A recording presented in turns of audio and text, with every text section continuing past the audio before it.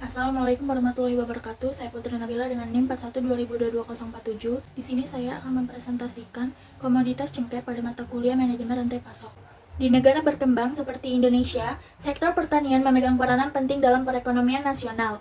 Pertanian merupakan sumber penghidup utama bagi sebagian besar penduduk pedesaan dan penyedia makanan bagi penduduknya, serta memberikan kontribusi signifikan. Selain itu, sektor ini terlibat dalam ekspor dengan berbagai produk pertanian. Salah satunya adalah cengkeh.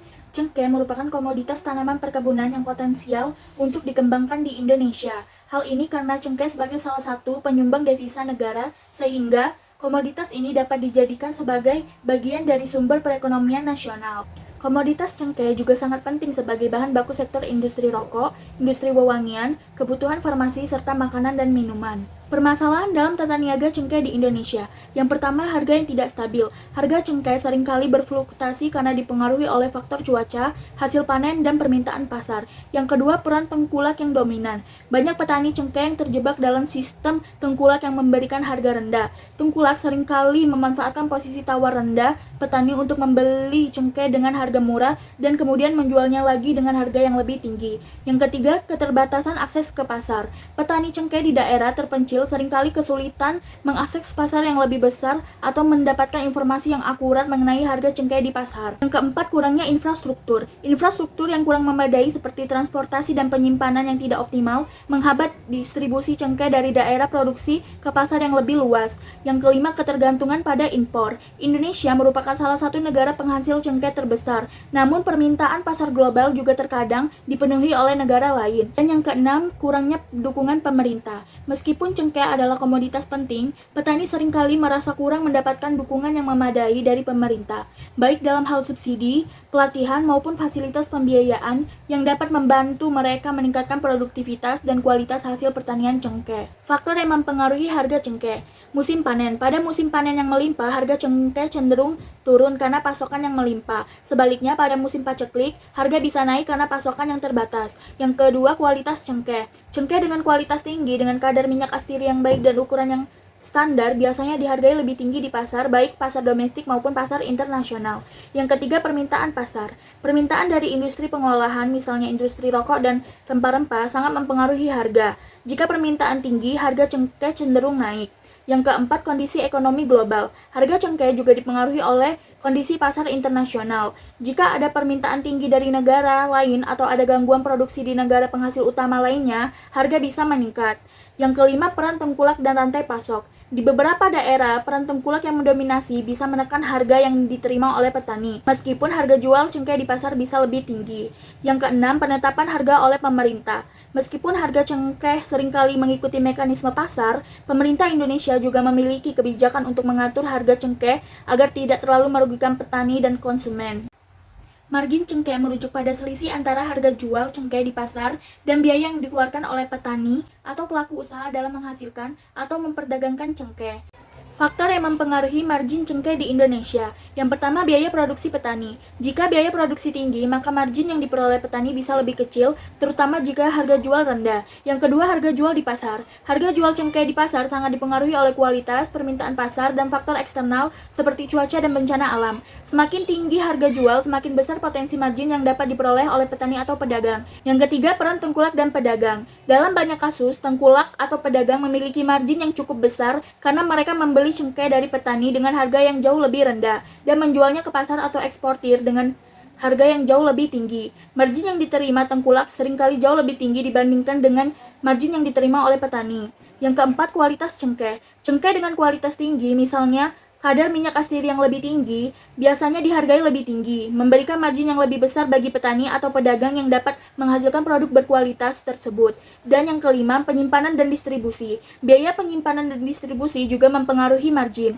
Cengkeh yang disimpan dalam kondisi yang buruk atau yang membutuhkan waktu yang lama untuk sampai ke pasar akan mengurangi keuntungan. Pengelolaan distribusi yang efisien akan membantu meningkatkan margin. Tantangan dalam meningkatkan margin cengkeh. Yang pertama, adanya fluktuasi harga. Harga cengkeh yang tidak stabil membuat margin sulit diprediksi dan kadang-kadang sangat kecil atau merugikan petani. Yang kedua, tengkulak yang mengambil untung lebih besar. Tengkulak seringkali membeli cengkeh dari petani dengan harga sangat rendah dan menjualnya dengan harga yang jauh lebih tinggi di pasar yang mengurangi margin petani. petani. Yang ketiga, adanya keterbatasan akses ke pasar. Petani yang tidak memiliki akses langsung ke pasar atau tidak dapat mengelola cengkeh dengan baik mungkin hanya menerima margin yang kecil. Perhitungan margin cengkeh. Berikut adalah gambaran sederhana tentang bagaimana margin cengkeh bisa dihitung. Yang pertama, harga jual petani ke pedagang. Misalnya petani menjual 1 kg cengkeh ke pedagang dengan harga 90.000. Yang kedua, biaya produksi petani. Biaya produksi per kilogram cengkeh termasuk biaya tanam, pemeliharaan, dan panen yaitu 60.000. Yang ketiga, margin petani. Margin dapat diperoleh dengan mengurangi harga jual dengan biaya produksi. Harga jual 90.000 dikurang biaya produksi 60.000, maka margin yang diperoleh oleh petani yaitu 30.000 per kilogram. Yang keempat, harga jual pedagang ke konsumen akhir. Jika pedagang menjual cengkeh tersebut ke konsumen atau pasar dengan harga 120.000 per kilo, margin pedagang yang diperoleh ialah harga jual dikurang harga beli 120.000 dikurang 90.000, yaitu 30.000 per kilogram. Farmer share cengkeh. Farmer share cengkeh merujuk pada bagian dari harga jual akhir cengkeh yang diterima oleh petani setelah semua biaya produksi, distribusi, dan margin yang diambil oleh perantara seperti tengkulak, pedagang, atau pengecer dalam rantai pasokan. Faktor yang mempengaruhi farmer share cengkeh. Yang pertama, panjangnya rantai pasokan. Cengkeh biasanya melewati beberapa perantara seperti pengepul atau tengkulak, pedagang grosir, dan pengecer sebelum mencapai konsumen atau pasar ekspor. Setiap perantara ini mengambil bagian keuntungan mereka yang mengurangi bagian yang diterima oleh petani. Yang kedua, harga pasar. Harga jual cengkeh sangat dipengaruhi oleh permintaan pasar, baik domestik maupun internasional. Fluktuasi harga ini dapat mempengaruhi seberapa banyak petani menerima untuk cengkeh yang mereka hasilkan. Yang ketiga, biaya produksi. Biaya yang dikeluarkan petani untuk menanam, merawat, dan memanen cengkeh akan mempengaruhi margin mereka. Jika biaya produksi tinggi, farmer share cenderung lebih kecil, bahkan jika harga jual cukup baik. Keempat, peran tengkulak dan pengepul. Tengkulak atau pedagang yang membeli cengkeh dari petani dengan harga yang lebih rendah dan menjualnya dengan harga lebih tinggi bisa mempengaruhi farmer share secara signifikan. Yang kelima, kualitas dan pengolahan. Cengkeh dengan kualitas yang lebih baik atau yang telah diproses seperti minyak astiri bisa mendapatkan harga yang lebih tinggi yang dapat meningkatkan farmer share petani. Sedangkan cengkeh yang langsung dijual tanpa pengolahan biasanya mendapatkan harga yang lebih rendah. Yang keenam, subsidi pemerintah. Jika pemerintah memberikan subsidi atau harga minimum untuk cengkeh, maka farmer share bisa lebih tinggi, membantu petani untuk mendapatkan harga yang lebih adil. Perhitungan farmer share cengkeh. Misalnya jika harga jual cengkeh di pasar konsumen atau pasar ekspor adalah 100.000 per kilogram dan petani hanya menerima 40.000 per kilogram, maka farmer share dapat dihitung. Farmer share dalam persenan sama dengan 40.000 dibanding 100.000 dikali 100% sama dengan 40%. Artinya, petani hanya menerima 40% dari harga akhir yang dibayar oleh konsumen atau eksportir. Sisanya diambil oleh tengkulak, pedagang, atau pihak lain yang ada dalam rantai pasokan. Pemasaran cengkeh. Pemasaran cengkeh adalah proses memasarkan atau mendistribusikan cengkeh dari petani atau produsen ke konsumen akhir atau pasar tujuan, baik itu pasar domestik maupun pasar internasional. Tahapan pemasaran cengkeh meliputi yang pertama, produksi dan pengelolaan cengkeh, yang kedua, penentuan harga, yang ketiga, distribusi dan saluran pemasaran, yang keempat, promosi dan pemasaran internasional, dan yang kelima, kebijakan pemerintah. Strategi pemasaran cengkeh. Yang pertama, pemasaran langsung ke konsumen. Beberapa petani atau kelompok tani mengembangkan model pemasaran langsung ke konsumen melalui pasar lokal atau online. Hal ini dapat meningkatkan margin yang diterima oleh petani karena mengurangi peran tengkulak atau pedagang. Yang kedua, koperasi petani. Petani yang tergabung dalam koperasi dapat memiliki akses yang lebih baik ke pasar dan mampu menjual cengkeh dengan harga yang jauh lebih baik. Yang ketiga, diversifikasi produk. Selain menjual cengkeh dalam bentuk biji kering, petani atau pengusaha bisa mempertimbangkan pengelolaan cengkeh menjadi produk olahan seperti minyak astiri, kosmetik, atau bahan obat. Produk turunan cengkeh memiliki nilai tambah yang lebih tinggi dan bisa menembus pasar yang lebih luas. Yang keempat, pemanfaatan teknologi. Dalam era digital, pemanfaatan cengkeh juga bisa dilakukan melalui platform e-commerce atau media sosial. Ini memberikan kesempatan bagi petani atau produsen untuk memperluas pasar, bahkan menjangkau pasar internasional tanpa perlu melalui banyak perantara.